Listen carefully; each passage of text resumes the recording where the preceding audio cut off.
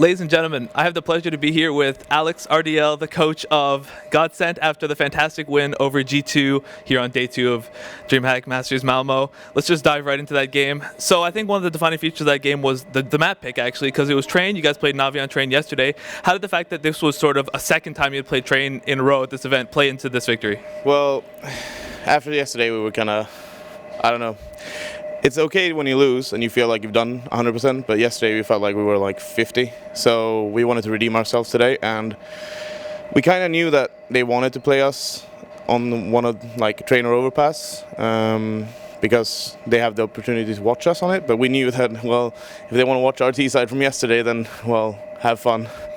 And, well, we kind of got the redemption that we wanted, so it was nice. Big story for G2, your opponents heading into this game, was the removal of Existence and the addition of Body, with Shocks as the new IGL, as far as we understand it.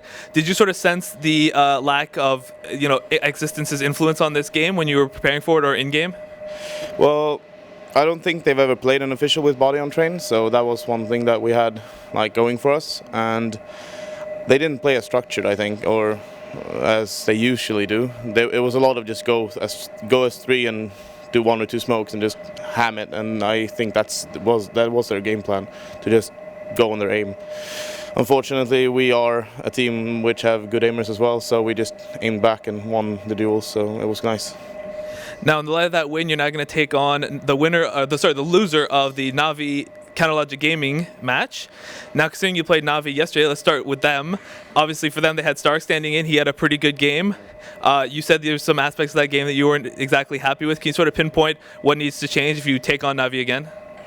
The communication, mainly. We just froze. I think it was just because it was the first LAN for some of the players, and like we just needed to get into it, and now we have, and we're pumped. And I hope that Navi not like loses in that kind of sense, but I want to face them again I want to beat them in a best of 3.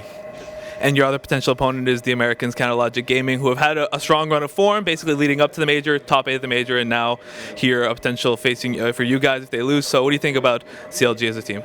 They have quite the momentum coming in from the major. I mean, even though they might not be as happy, but they still won a few games and they play good, and JDM has had some form quite recently, so I think they're going to be a tough opponent if we have to face them. But I still think that we have every firepower that we need to beat them. So it's going to be a close one, but fun. Now, you said that this is the first LAN for some of the players here. I think some of the young guys especially. Can you sort of tell me what it's like being like to coach these guys through perhaps some early LAN jitters and getting them past, getting them comfortable here in Malmö? Yeah, I mean, I think it's. I thought I was going to have to do a lot, but like Lekro, he didn't feel like he did his best yesterday, and now he went like 3 hours earlier from everyone else and just sat and played deathmatch, and well, he showed today that he can play against anyone, and that's why we play with him. And it's just, I'm just proud, like the way they handle everything. It's just, they just fix it themselves basically. I'm just there to make sure, I just hold their backs and just like make sure they don't fall. So I'm just happy that I get to be on this team and coach them. So.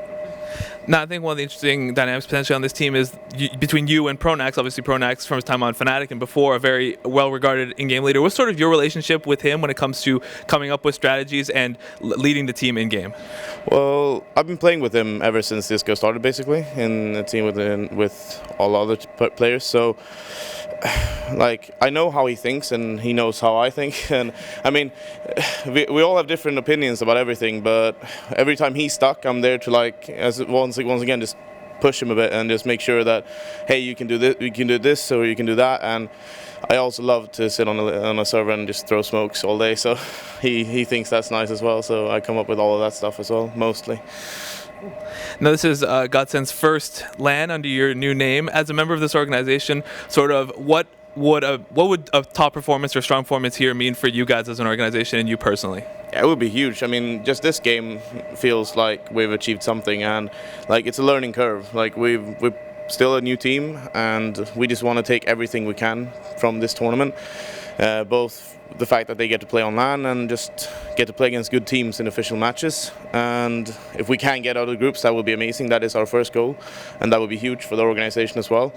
And yeah, I know that there's going to be shirts on the Friday, and I know a lot of people like the logo, so they need to watch out for that one. It's going to be fun to see how it looks, because I haven't seen it yet. Yeah, I think a lot of people are really excited about the Illuminati branding or what have you.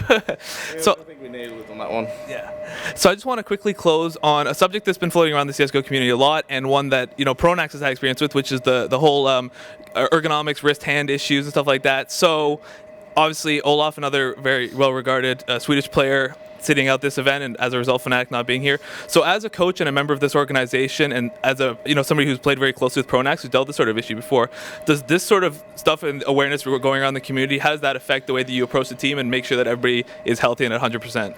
Yeah, I mean, one of the reasons why I quit playing is because of my hand. So I know how it is and what needs to be done to fix it, and I just make sure that Pronax keeps his hand stretched and make sure that that he just does everything he can possibly to not strain it too much, because I mean his aim is still on point. Even if when you played for so long, you don't need to sit like when you were 17 and play 8 hours a deathmatch because it's fun, and you just need to take care of your hand and make sure that you're 100% fit, because it's you want to play as long as possible, and it sucks not being able to play, and I know more than anyone. So yeah, it's just one thing that I think Pronax did, which I admire quite a lot, is that he quit smoking, which is really, people don't think that it's a huge issue, but the blood circulation wears down, and that makes the hand go numb if you're doing it a lot. So that's one thing that you can do that's really, really good. But other than that, I just make sure that he stretches it properly and do all the exercises, and well, it's been going well now, as he doesn't have that much pain anymore. So. And as somebody who's gone through that sort of issue and is a close relationship with somebody, do you think that this sort of awareness and the raising sort of awareness what does that do for the scene?